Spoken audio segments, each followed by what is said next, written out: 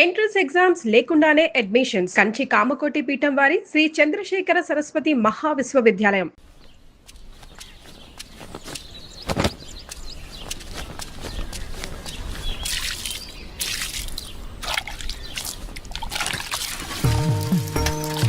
వీరన్నా, మళ్ళీ కౌలు పనిలోకి రావచ్చు కదా.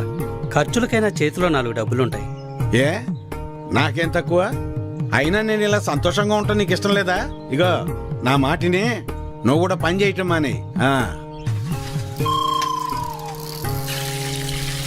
అబ్బో సరిపోయిందయ్యా నీ సంబడం. వెనకటికి నీలాంటోడే కడుపుతో ఉన్న పెళ్ళం కొబ్బరి నీళ్ళు అడిగితే కొబ్బరి బొండాల కోసం కేరళ వెళ్ళాట. వాడు తిరిగి వచ్చేసరికి వాడి కొడుకు ఎదురొచ్చి ఎవరు నువ్వు అన్నట్ట. అట్టా ఉంది నీ అవ్వారం. నీతో చెప్పాను చూడు, నాది నాది నాది బుద్ధి తక్కువ. నేను వెళ్ళినా కూడా ఈ పాటికి వంట అయిపోయింది నాన్న. ఏంటో ఏందమ్మా మీ ఆయనకి మధ్య కాస్త ఎటకారం ఎక్కువైందే. ఏమ్మా బెమ్మంగా డాడీ? కమలాపురంలో ఏదో పనుందనేసి ఉదయాన్నే వెళ్లారు మామయ్య. అయ్యో మీకెన్నిసార్లు చెప్పినా అర్థం కాదా? ఇప్పుడు ఆడికి పని చేయాల్సిన అవసరం ఏమొచ్చిందంట? ఇంట్లో ప్రశాంతంగా ఉంటూ ఇష్టం లేదా ఆడికి? చాచా ఈ ఇంట్లో మీరు ఎవ్వరు నా మాట అనరు. నా మాట నీదెల్లా నా బిడ్డ ఒక్కతే. అమ్మకి ఇష్టమైనే మీ నాన్నకు మంచి కాపీ పెట్టి తీసుకురా అమ్మా. స్కూల్కి వెళ్ళి ఆడిస్తుంది నీ బిడ్డ వేడి వేడి కాఫీ. మీరంతా ఒక్కటేనే. మిమ్మల్ని మార్చడం మాత్రం నా వల్ల కాదు. ఎట్ట బతుకుతారో ఏంటో. ఏం చేస్తున్నావురా? రిపేర్ నాన్న. ఎప్పుడు ఏదో ఒకటి చేస్తానే ఉంటావు. ఊరికినే కూర్చోలేవా? ఏదోలే నాన్న, ఖాళీగానే ఉంటున్నానుగా, ఏం తోచక. ఏరా ఎక్కడికి వెళ్ళావురా? కమలాపురంలో పని దొరికితే వెళ్ళాను నాన్న. ఎందుకురా నీకు ఈ కష్టం? అయినా అంత దూరం వెళ్ళి పని చేయాల్సిన కర్మ నీకేం వచ్చిందిరా? నువ్వు ఇలాగే మాట్లాడు. అసలే మన ఊర్లో ఎవ్వరూ మనకి పని కూడా ఇవ్వడం లేదు. నువ్వు ఇలాగే ఉంటే పక్కూర్లో ఎవ్వరూ మన మొహం కూడా చూడరు. మొన్నటికి మొన్న ఆ సతీష్ గాడు ఇంట్లో తలుపులు సరిగా పడ్డం లేదని ఇంటికి పిలిచాడు. పనంతా అయిపోయాక డబ్బులు అడిగితే మీకు ఓటుకి డబ్బులు ఇచ్చిందే కాకుండా చేసిన పనికి కూడా డబ్బులు ఇవ్వాలా అని ఎగతాళి చేశాడు. అవును నాన్న, మొన్న వాడెవడో నాకు ఫోన్ చేసి పంచాయతీ ఆఫీసులో ఉద్యోగం ఉందని పిలిచాడు. అక్కడకు వెళ్ళి ఉదయం నుంచి సాయంత్రం వరకు వెయిట్ చేశాక తెలిసింది అక్కడ ఎటువంటి ఉద్యోగమూ లేదని. ఆ అంగళ్ళలో ఉన్న పోరంబోకు బ్యాచ్ వాళ్ళంతా నన్ను ఆట పట్టిస్తున్నారని. మీకు నేను చెప్పేది అదేరా. మన ప్రభుత్వాలు మన కోసం ఇన్ని ఉచిత పథకాలు ఇస్తూ ఉంటే ఇంట్లో మూసుకొని కూర్చొని ఉండటానికి మీకేంటి నొప్పి? అది మానేసి కష్టపడతాం పని చేస్తామంటారు. మేము ఇలానే బతకాలని మీరు అనుకునుంటే అసలు మాకు పెళ్లిళ్ళు ఎందుకు చేశారు నాన్న? రేయ్ ఏంట్రా అంత మాట అనేసావు? లేకపోతే ఏంటమ్మా, మా బతుకులేదో మేము బతుకుదామంటే మమ్మల్ని బతకనివ్వరు. పట్నం వెళ్ళేదన్న పని చేసుకుందామంటే ఇదిగో ఈ పెద్ద మనిషి ఏమో ఊరొదిలి వెళ్ళొద్దంటున్నాడు. ఇలా అయితే ఎలా అమ్మా? ఆఖరికి నా భార్య ఒక మోర మల్లెపూలు అడిగితే కూడా ఎవరినో అడిగి తెచ్చుకోవాలా? రే అలా కాదురా, మీ నాన్న ఏం చెప్పినా మీ మంచి కోసమే చెప్తాడు కదా. ఈ మాటలు చెప్పే మా నోర్లు మూయిస్తున్నాడు.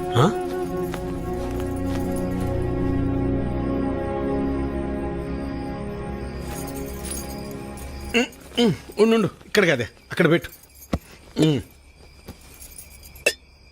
నువ్వు ఇట్రా, ఇక్కడ కూర్చో. ఏంటి లక్ష్మి ఇది? 2 కోడళ్ళు ఉన్నారు. అన్ని పనులు వాళ్ళు చూసుకుంటున్నారు. నువ్వు కాస్త విశ్రాంతి తీసుకోవచ్చుగా. నువ్వు ఇంకా చిన్నపిల్లలు అనుకుంటున్నావా? ముసల్దాని అయిపోతున్నావు. చాలే సరసం.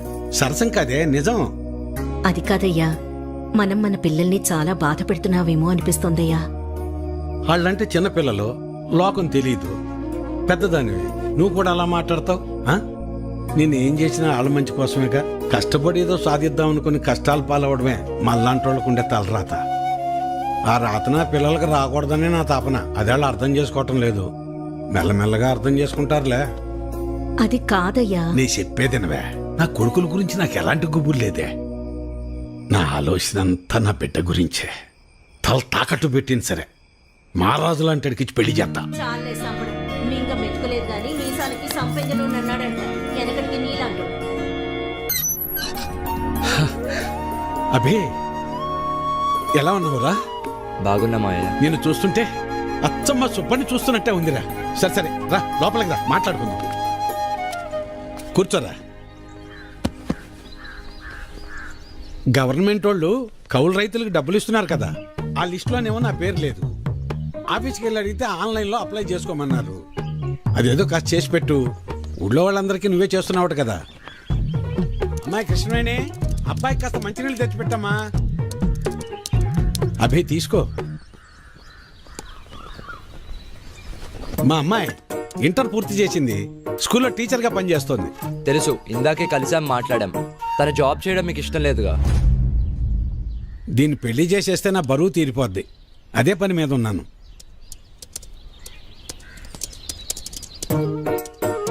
సరే, అప్లై చేసేసాను. 4 days లో కన్ఫర్మ్ అవుతుంది. నువ్వు ఆగవయ్యా. ఎవడెక్కువ డబ్బు పెడితే వాడికే సీటు. అది మన పార్టీ సిద్ధాంతం. దానికి మన అందరం కట్టుబడి ఉండాలి. ఈయన్నే ఎంపీటీసీగా నిలబెడుతున్నాం. మీరందరూ సపోర్ట్ చేయాలి.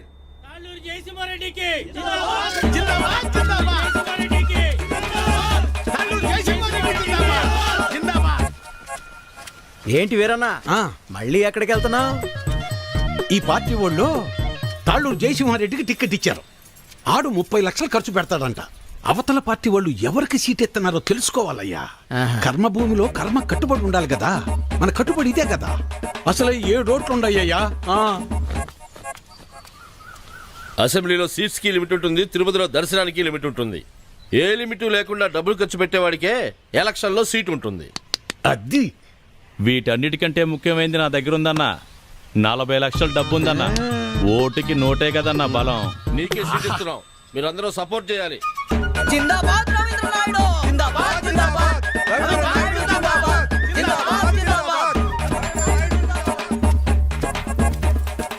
అబ్బబ్బబ్బబ్బబ్బా, ఏం భాగ్యం పెద్ద ఆయన, ఏం భాగ్యం. 2 పార్టీల వాళ్ళు డబ్బులు బాగా ఖర్చు పెట్టే వాళ్ళకే సీట్లు ఇచ్చారు. చిట్టి దగ్గర అప్పడగడానికి వెళ్తున్నా. 4 రోజుల్లో ఎలాగో వీళ్ళు ఇచ్చే డబ్బులు వచ్చేస్తాయి కదా. ఆనందంగా అప్పు చేయొచ్చు. 7 ఓట్లు, పాతయారు, కొత్తదొకటి. నా మీద పోలీస్ రిపోర్ట్ ఎందుకు ఇచ్చావు? ఓటు అమ్ముకుంటున్నావు, అది తప్పు కదా. అందుకే కంప్లైంట్ ఇచ్చాను. నా పొలం నేను అమ్ముకుంటున్నట్టు నా ఓటు నేను అమ్ముకున్నాను. అది తప్పెలా అవుతుంది? అయినా అది అడగటానికి నువ్వెవడవి? చూడు, ఈ బట్టీలో ఇటుకలు ఎన్ని ఉన్నాయో అన్ని పార్టీలు రావాలని కోరుకుంటున్నాను నేను. నీ ఆశ చూస్తుంటే నాకు నవ్వొస్తుంది. అయినా ఓటు అమ్ముకునే బదులు ఏదైనా పని చేయొచ్చు కదా. అసలు నీకు ఓటే లేకపోతే ఏం చేసేవాడు? ఏయ్, నన్నేమైనా అను, నా ఓటును మాత్రం అనొద్దు. నా ఆత్మ ఓటు, నా ఊపిరి ఓటు. ఇంకా చెప్పాలంటే నా ఇల్లు ఒళ్ళు కూడా ఓటు ఓటు అని ఓంకారనాథంలాగా ప్రతిధ్వనిస్తూనే ఉంటుంది. వెళ్ళు, ఎళ్ళు ఉద్యోగం చేసుకోపో. వెళ్తా, కానీ నిన్ను, నీ ఆలోచనని మార్చాకే వెళ్తా. నన్ను నువ్వేంటయా మార్చేది? ఓటుకు డబ్బులు తీసుకోవటం మాకేదో మొదటి నుంచి అలవాటు ఉన్నట్టు మాట్లాడుతున్నావు. 54 సంవత్సరాలు వచ్చేదాకా నీకన్నా బాగానే బతికాను. అలాంటి నేను ఇలా ఎందుకు మారాను తెలుసా? అసలు మా జీవితాలు ఎలా ఉండేవో తెలుసా? కనీసం మీ నాన్న ఎందుకు చనిపోయాడో నీకు తెలుసా? మనం వ్యవసాయం ప్రారంభించాక ఏ సంవత్సరం పంట బాగా పండిందే, ఖర్చులు కూడా వచ్చేది కాదు. ఎంత దేవుళ్ళు ఆడుకునేవాళ్ళం. అవును వీరన్న, మొత్తానికి పంట బాగా పండింది. ఈ ఏడు దిగుబడి కూడా బాగానే వస్తుంది. నిజం సుబ్బయ్య, నాకు చాలా సంతోషంగా ఉంది. హలో. నాన్న, 4th సెమిస్టర్ రిజల్ట్స్ ఇప్పుడే వచ్చినాయి. ఫస్ట్ వచ్చాను. ఇంకో 2 ఏళ్లలో నా కోర్స్ కూడా కంప్లీట్ అయిపోతుంది. చాలా సంతోషం రా నాన్న. జాబ్ వచ్చాక మీ ఇద్దరిని కూడా నాతో తీసుకొస్తాను నాన్న. నేను ఈ ఊరు వదిలి ఎక్కడికి రాలేనురా. నన్ను ఈ నేల తల్లి బాగానే చూసుకుంటుందిరా. నువ్వు కూడా మన ఊరిని, ఈ నేల తల్లిని నమ్ముకున్న జనాల్ని ఎప్పుడు మర్చిపోకూడదురా. అదే నా కోరిక. కానీ నా బాధల్లో ఒకటి, నీకేమీ లేకుండా చేసి అప్పులు మాత్రమే ఉంచానురా నాన్న. నాన్న, అలా ఏం కాదు నాన్న. ఇప్పటికే మీరు నా కోసం ఎంతో చేశారు. ఇప్పుడు నేను మీకు తిరిగి ఇవ్వాల్సిన టైం కోసం ఎదురు చూస్తున్నాను. సరే సరే సరే నాన్న, మళ్ళీ కాల్ చేస్తాను. ఉంటానన్నా. అదేంటండి, ఫోన్ నాకు ఇవ్వకుండానే పెట్టేశారు. నువ్వు మొదలు పెడితే వదిలిపెడతావా? వాడు చదువు పాడైపోద్ది, అందుకే పెట్టేశా. అవును, మా నోడు ఆడు చదివింది చాలా పెద్ద చదువు అంటగా. అవును, IIT అని ముంబైలో. అదృష్టవంతుడు లే సుబ్బయ్య, ఇంక నీకు ఈ బాధలు ఉండవు. అవును, మర్చిపోయా వీరన్న, మొన్న శంకర్ కమలాపురం నుంచి ఫోన్ చేశాడు. ఏమని? వాళ్ళ అమ్మాయిని మీ చిన్న కొడుకు ఇవ్వడం వాళ్ళకి ఇష్టమేనట. మరి చెప్పమే, పిల్లలు చెప్పొద్దు ఈ సంగతే. వెళ్తాం. చెప్పండి. వస్తాను సులోచన. అదృష్టం. నాన్నా, నేను ఇంటర్లో జిల్లా ఫస్ట్ వచ్చాను. అలాగా, మా తల్లి బంగారు తల్లి. అమ్మా, అన్నయ్యకి మంచి సంబంధం కుదిరింది. అదిగో చూడమ్మా, పెళ్ళనంగానే అనే ముఖం ఎలా వెలిగిపోతుందో. ఎన్నో సంబంధాలు చూశాక చివరికి 20 కిలోమీటర్ల దూరంలో ఉన్న కొలకలూరు పిల్ల దొరికింది. నాన్న, పంట డబ్బులు రాగానే బ్యాంకులో వేస్తే చెల్లెలు పై చదువులకు ఉపయోగపడతాయి. అలాగేరా, దాన్నైనా బాగా చదివించుకోవచ్చు. అమ్మా ఆకలేస్తుంది, అన్నం పెట్టమ్మా, అందరం కలిసి సరే మావయ్య. పదండి. పదరా. పదమ్మా.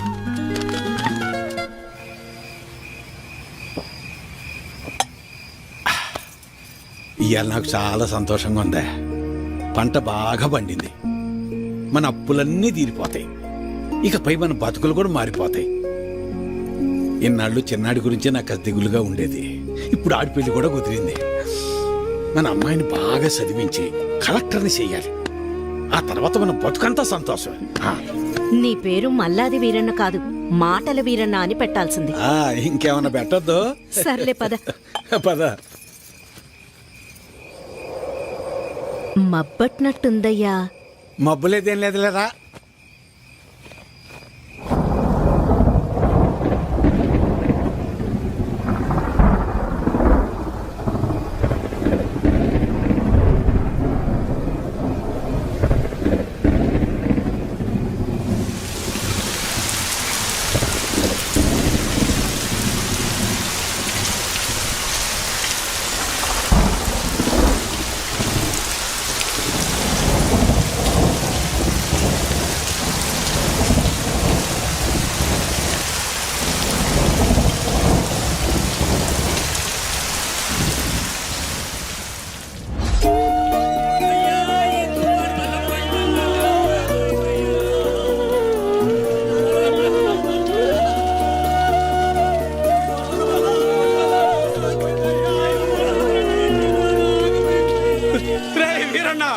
మనసు పడి చచ్చిపోయాడ్రా, మనసు పడి చచ్చిపోయాడ్రా వీరన్న, చచ్చిపోయాడ్రా.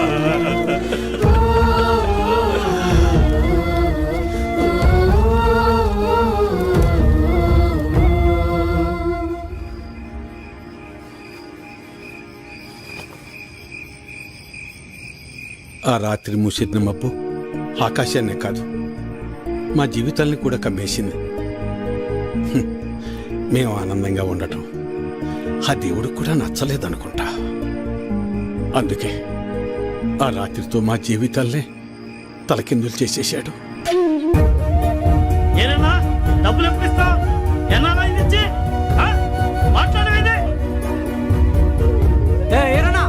డబ్బులు ఎప్పుడిస్తావు?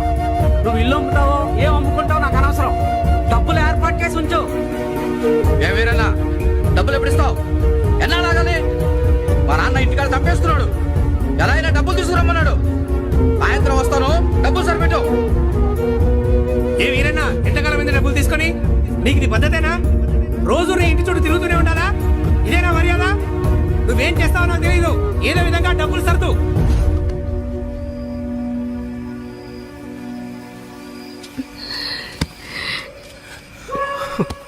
నిన్ను ఇలా చూస్తుంటే చాలా భయంగా ఉందయ్యా. నేను సులోచనంత ధైర్యవంతురాల్ని కాదయ్యా. నీకేమన్నావైతే మేమంతా ఏమైపోతావయ్యా? ఒక్కసారి ఆలోచించయ్యా, ఒక్కసారి. నువ్వేం బాధపడుకున్నాను, నీకు నేనున్నానుగా. ఒక తండ్రిగా మమ్మల్ని పెంచడానికి నువ్వెంత కష్టపడుతున్నావు. ఒక రైతుగా నీ పంట పొలాల్ని పండించడానికి కూడా ప్రతిసారి నువ్వు అంతకంటే ఎక్కువ కష్టపడుతున్నావు నాకు తెలుసు.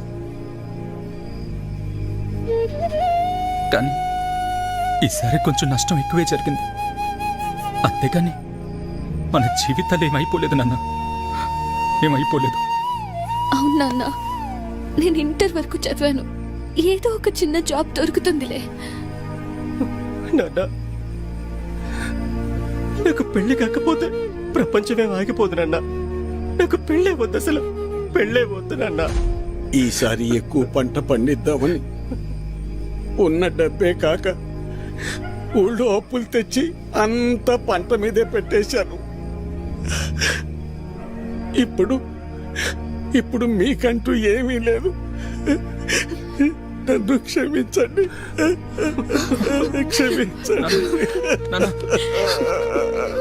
నన్ను అలా అంటావు? మాకు ఏ డబ్బు వద్దు, మాకు నువ్వున్నావు, మాకు నువ్వున్నావు, అదే చాలు నాన్న, అదే చాలు. అవునయ్యా, అవునా? అవును మావయ్య.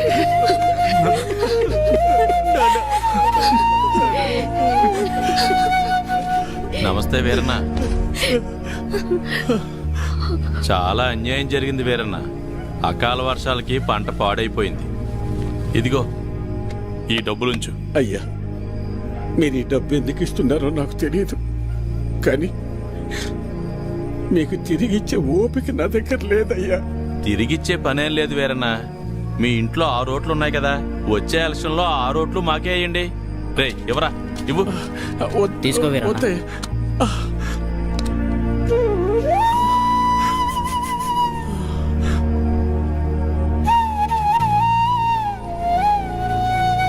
ఇస్తే ఇచ్చేళ్లే వీరన్న, కొడుకు పెళ్లి పెట్టుకుందాం, పెళ్లి ఖర్చులకు ఉపయోగపడతాయి. ఎవరా?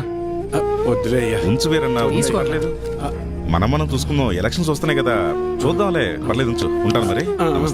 ఉంటావన్నా. పంట పండించటం అంటే ఏంటో తెలుసా నీకు? తల్లిదండ్రులు కన్న బిడ్డను పెంచినట్టే. అలాంటిది చేతికందొచ్చిన బిడ్డ కంటి ముందే చనిపోతే ఎలా ఉంటుందో తెలుసా నీకు? అందుకే ఆ రోజే నేను నిర్ణయించుకున్నా, ఇకపై కష్టపడి కష్టాలు కొని తెచ్చుకోకూడదని. నీలాంటి వాళ్ళు చేసే తప్పులకు కారణాలు వెతుక్కుంటారు. నువ్వు ఆ విషయాన్ని ఇంకోసారి ప్రూవ్ చేశావంతే. రాములు బాబాయ్ చెప్పినప్పుడు నాకు అర్థం కాలేదు. ప్రాణం ఉంది కాబట్టి జీవిచ్చేస్తున్నారు మీరంతా. కానీ తనకంటూ ఎవరూ లేకపోయినా చచ్చేంత వరకు ఏదో పని చేస్తూ బ్రతకాలనుకుంటున్నాడు. బతకడం అంటే అది. ఈ రెండిటికి మధ్య ఉన్న తేడా ఏంటో తెలుసుకో. ఎవరో ఆ రాములుగాడా? సరిపోయింది. సరే, నువ్వు అడుగుతున్నట్టు నేను మళ్ళీ కష్టపడి పొలంలో పంట పండిస్తా. కానీ ఈసారి మళ్ళీ తుఫాన్ రాదని నువ్వు గాని, ఆ రాములుగాడు గాని, ఆ దేవుడు గాని గ్యారంటీ ఇవ్వగలరా? ఇవ్వలేరు కదా. మాటలు ఎవరైనా చెప్తారు, చేతల దాకా వస్తేనే ఎవరికైనా వణుకు పుట్టేది. నేను కూడా కష్టాన్ని నమ్ముకుని పని చేసుకుని బతికిన వాణ్ణే. కానీ ఏమైంది? ఒక్క తుఫాన్ వచ్చింది, మీ నాన్నని తీసుకుపోయింది. నేను కూడా అప్పుడే పోయేవాణ్ణి. ఈ రోజు నేను ఇలా బతికున్నానంటే ఆ నాయకులే కారణం.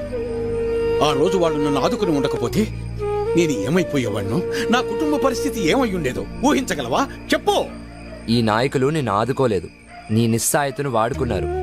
నీకు జరిగిన నష్టానికి ప్రభుత్వం చేసిన ఆర్థిక సహాయం అది. కానీ దానిని వాళ్ళ సొంత డబ్బుగా నీకిచ్చి నీతో ఓటు వేయించుకున్నారు. వాళ్ళు చేసింది సహాయం కాదు, సహాయం అనే పేరుతో నిన్ను కొన్నారు. ఇదే వాస్తవం, తెలుసుకో. వాళ్ళు నన్ను ఆదుకున్నారా వాడుకున్నారా అన్నది నాకు అనవసరం. ఈరోజు నేను నాలాంటి చాలా మంది బతికున్నామంటే వాళ్లే కారణం. ఇదే అసలైన వాస్తవం. వాస్తవానికి అవాస్తవానికి ఉన్న తేడా ముందు నువ్వు తెలుసుకో. ఎన్నాళ్ళుంటాయో ఎప్పుడు ఓడతాయో తెలియని ఐటీ ఉద్యోగాలు చేసే కన్నా కుదిరితే నువ్వు కూడా ఉద్యోగం మానేసి వచ్చి ఇక్కడ ప్రశాంతంగా కూర్చో. మన నాయకులు మా అందరితో పాటు నిన్ను కూడా పోషిస్తారులే. ఈ విషయమే మా పిల్లలకు కూడా చెప్తుంటా నేను. కానీ ఇనిసావరు ఎదవలో ఇంట్లో నా కొడుకులను మార్చి ఇప్పుడు నిన్ను మార్చి ఇంకెంతమందిని మార్చాలో ఏంటో.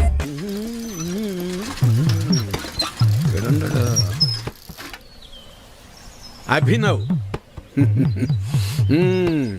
నువ్వు ఎలాగో ఏ నుంచి వెళ్ళవుగానే నీ జెండా కూడా నాకు ఇవ్వు, నా భుజం మీద వేసుకుంటాను. మేత మోపులంటే మోయటం కష్టం కానీ జెండాలకే ఎన్నైనా మోస్తాం, ఎన్ని డబ్బులైనా తీసుకుంటాం. నువ్వెంత ప్రయత్నించినా నీకు ఒక్కోటి కూడా పడదన్నది ఎంత నిజమో, నా జీవితంలో నేను మళ్ళీ వ్యవసాయం చేయనన్నది కూడా అంతే నిజం. తెలివైనడువే, తిక్క పనులు చేయమాక. పోపో పట్నం పో. వాడు ముందే సిటీలో బాగా సంపాదిస్తున్నాడు. ఆ లక్షలు డిమాండ్ చేస్తున్నావా? అవునయ్యా, ఎందుకంటే ఈ ఇంట్లో ఉన్న నోట్లో ఈ ఊళ్ళో ఏ ఇంట్లోనూ లేవయ్యా. అందుకే ఊళ్ళో అందరికి ఇచ్చినట్టు ఓటుకు 2000 కాకుండా నాకు మాత్రం ఓటుకు 3000 కావాల్సిందేనయ్యా. సర్లే, నీ టైం నడుస్తుంది. సరే కాని ఇచ్చేయండిరా. ఈ చీర చూడండి, ఇది బాగుంటుంది. ఏంటి అత్తమ్మలు ఓట్ల డబ్బులతో చీరలు కొంటున్నారా? పోరాలుడు, ఈసారి ఓట్లు నీకే వేస్తా వెళ్ళరా. మన గురించి తెలిసే చీరలు అమ్ముకునే వాళ్ళు కరెక్ట్ టైంకి భలే వచ్చారు. తొందరగా రావే, వస్తున్నానయ్యా. తొందరగా రావాలి. అబ్బబ్బబ్బబ్బా, నువ్వు నీ హడావిడి. ఈ రోజు ఎలక్షన్ పండగ, ఈ రోజే మనందరికి సంక్రాంతి. ఆ అమ్మాయి కమలమ్మ, రమమ్మ, రండి అమ్మా. ఆ, పెద్దోడా రెడీయేనా? నానా. అయ్యో ఇదేందిరా ఈ బట్టలు వేసుకున్నావు? బయటకు వచ్చేటప్పుడు కాస్త మంచి బట్టలు వేసుకోవచ్చుగా. పర్లేదులే నాన్న.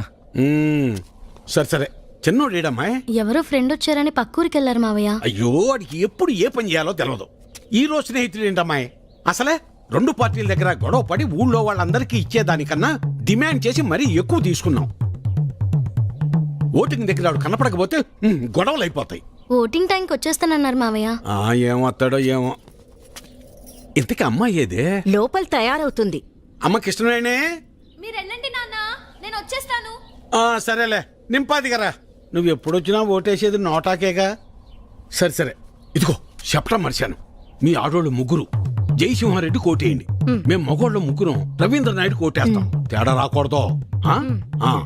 పదండి, అందరం కలిసి వెళ్తేనే అలాగ లెక్క తేలేది. అమ్మాయి ఓటే ఏదో రకంగా చెప్పి నోటాకేయకుండా చెయ్యాలి.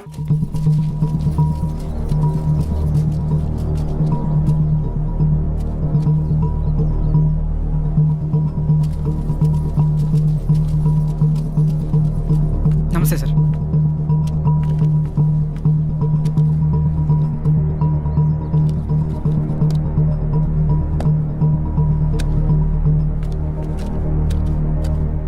రేయ్ ఇటు చూడు, ఒక్కడికే 2 ఓటర్ ఐడీలు ఉన్నాయరా. వాడు ఓటేస్తే నువ్వు CM అవుతావరా? Ray ray ray please రా, ఆగ్రా, కూర్చోరా. కానీ అదేంటి ఒక్కడికే 2 ఐడీలు ఎందుకున్నాయంటావు?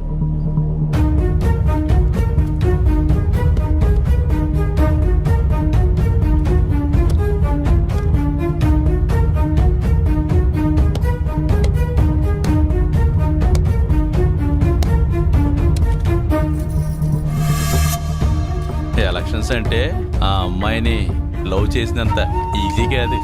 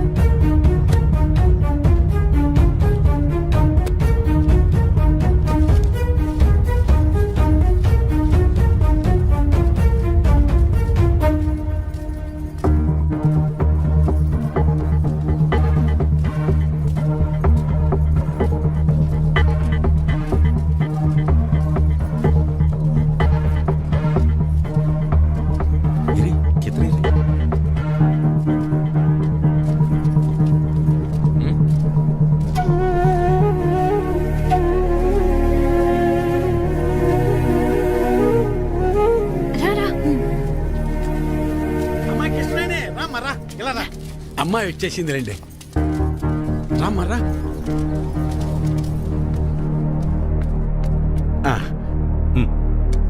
మల్లాది వీరన్న సార్. మల్లాది వీరన్న, ఓకే. ఇలా మడత పెట్టి అందులో వేయండి.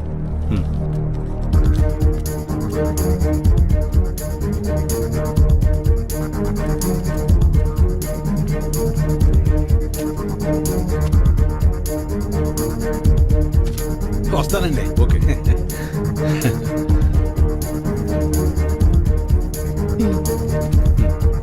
ఓకే, ఇలా మడత పెట్టి అందులో వేయండి, వెళ్ళండి.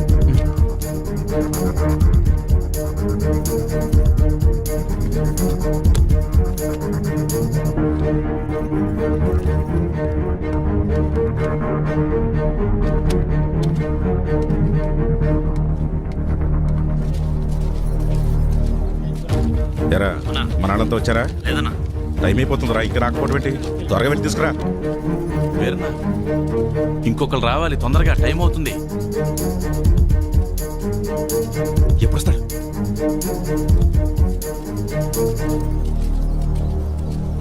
ఏడ్రా ఈడు? ఎక్కడికి వెళ్ళాడు ఏంటో. ఏమైంది?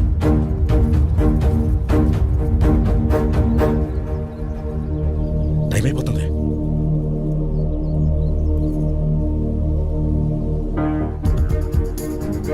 ఏడమ్మా చిన్నోడు ఇంకెప్పుడు వస్తాడు? వస్తున్నానన్నారు మావయ్య. చచ్చా పెద్దోడా వాడికి ఒకసారి ఫోన్ చేయి.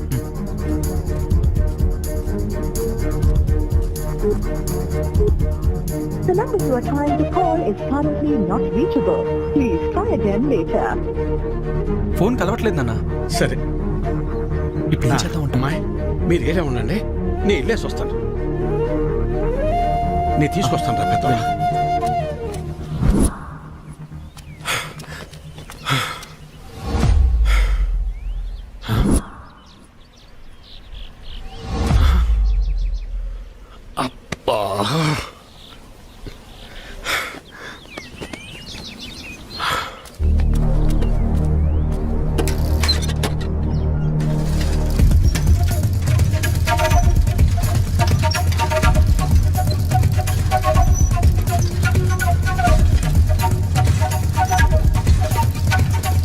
చిన్నోడా ఏడున్నావేందిరా ఓటింగ్కు రాకుండా?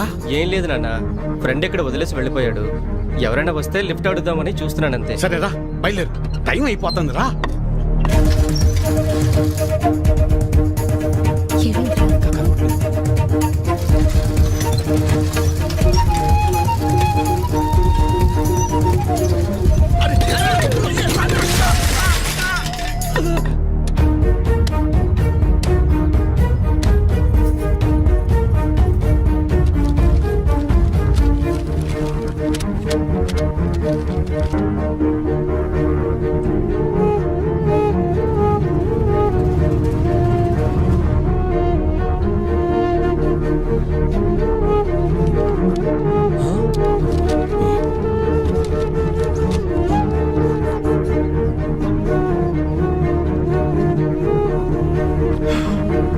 నాన్న, అన్నయ్యకి ఏమైంది? ఏమైంది?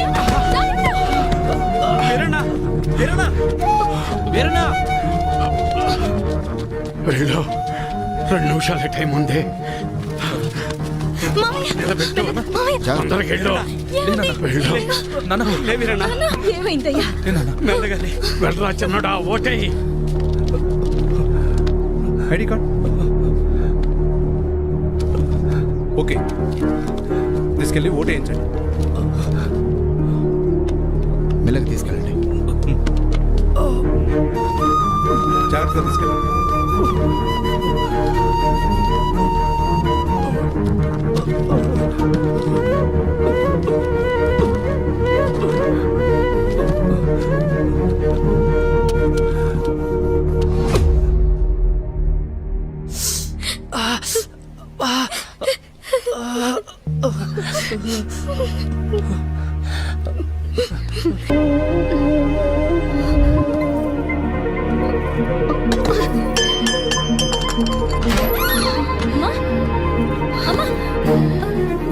అమ్మా, ఏమైందమ్మా?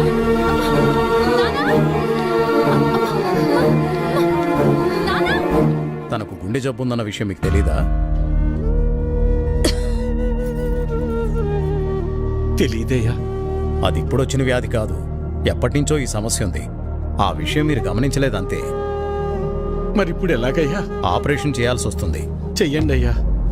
సరే అయితే కొన్ని టెస్టులు స్కానింగ్లు చేయించాల్సి ఉంటుంది. చెయ్యండి బాబు. మన హాస్పిటల్లో కాదు, ఇవి బయట చేయించాల్సిన టెస్టులు. అదేంటయ్యా?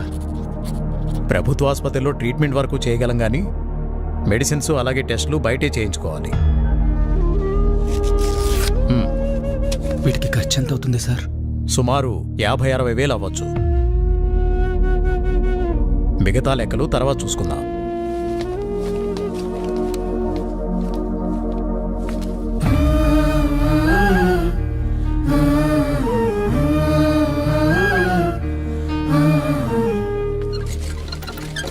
ఒరే పెద్దోడా, మీ అమ్మ ఎంత పని చేసిందిరా. ఎప్పుడు నొప్పని కూడా అనలేదు. అవునన్నా. సర్లే, ఎలక్షన్ డబ్బులు ఉన్నాయిగా, పర్లేదులే. అవెక్కడున్నాయి నాన్న? అంతకు ముందు చేసిన అప్పులు మొత్తం తీర్చేశాంగా. మరి ఇప్పుడు ఎలా రా? ఇప్పుడు ఏం చేద్దాం? ఏం చేయాలి? నలుగురు దగ్గరికి వెళ్ళి ప్రయత్నం చేద్దాం. పద పద, తొందరగా నడు.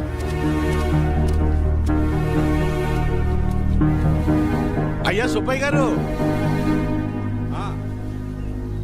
అయ్యా విషయం ఏందో చెప్పు. నా భార్యకు బాలేదు, కొంచెం డబ్బు సాయం చేయండి అయ్యా.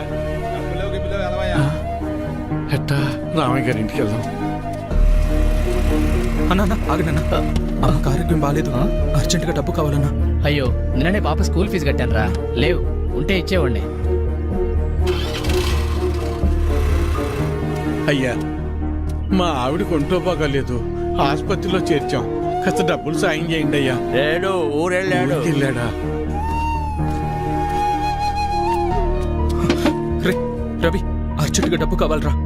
అమ్మకి బాగాలేదు, హాస్పిటల్లో ఉంది, డాక్టర్ గారు డబ్బులు తీసుకురమ్మన్నారు. ఏదో ఒకటి చేయరా. లేవన్నా. నువ్వే అలా అంటే ఎలారా?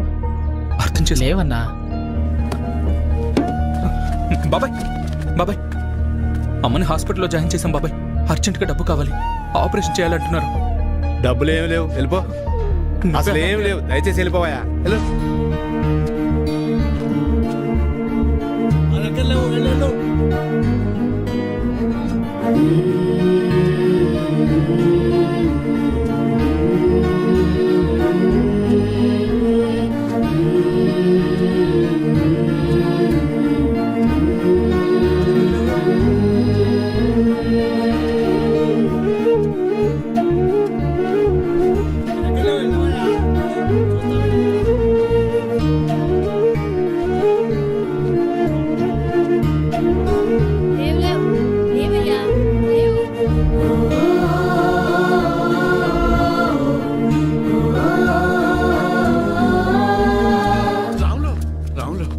ఏంటి వీరన్నా? రే ఏమైనా కసిన డబ్బులుంటే సర్దరా, నా తల తాకట్టు పెట్టైనా నీ బాకీ తీరుస్తాను. వీరన్నా, నీకు అప్పిచ్చేంత స్తోమత నాకు లేదు. అట్లా అనబాకరా, ఏం చేయాలో నాకు అర్థం కావటం లేదు. అందుకే నేను నీకు చెప్పేది, ప్రభుత్వాలు ఇస్తున్నాయి కదా అని ఊరికే ఉండకూడదు. ఉచితంగా వచ్చేది తీసుకో, అది నీ హక్కు.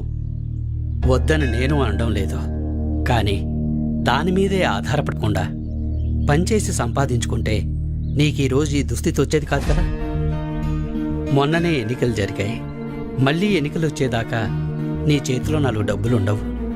అలాంటిది నిన్ను నమ్మి ఈ ఊళ్ళో ఎవరు డబ్బులు ఇస్తారు చెప్పు?